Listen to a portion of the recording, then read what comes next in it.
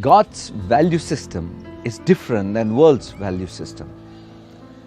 In other words, what world may think very high, God may not even regard it. Let's see in the book of Luke chapter 16 verse 15.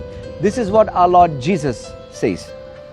He said to them, "You are those who justify yourselves before men, but God knows your hearts, for what is highly esteemed among men is abomination in the sight of God." You know, God very clearly makes a distinction. He says, what people in the world call highly valued, I don't even care for that.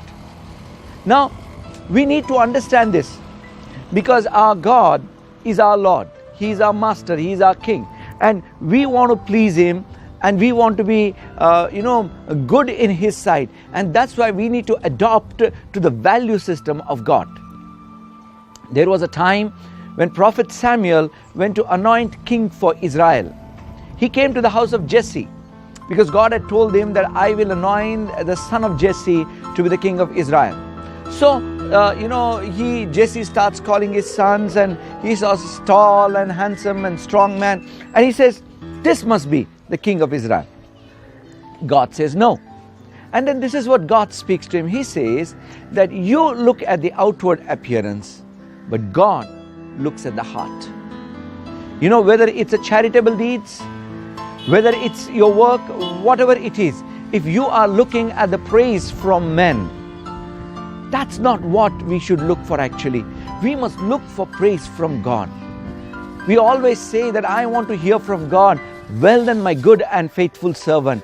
To be able to hear that from God, let us concentrate on God's value system and not the world's value system. Not what people count it great. People may appreciate you.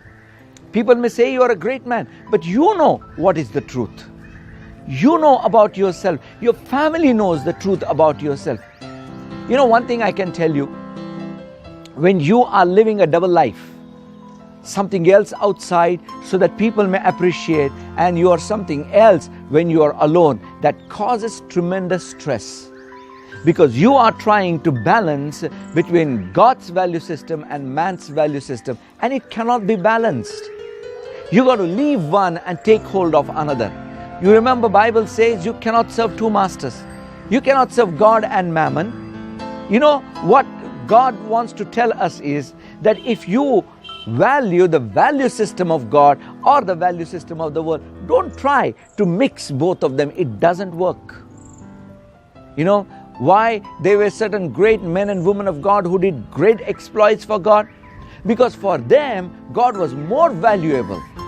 The appreciation from God was more valuable than appreciation from the world. When Jesus was teaching about prayer, He said this, that there are people who love to pray standing that they may be seen by men, and they have their reward. You know what's their reward? The reward is that they are seen by men and appreciated by men. That's it. That's it. No reward from God. He says that when you pray, that you get into the closet, do it secretly, because Father who sees you in secret will reward you openly. You know what He is trying to tell is, don't try to do things to please people. Don't try to do the thing so that people may call you a great prayer warrior or a great man or woman of God. Whenever you do things, look at appreciation from God, because that is more important than the appreciation of men.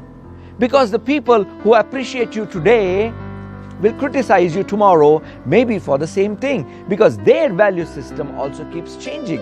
But God's value system never changes. Look unto God, because He knows what is good for you.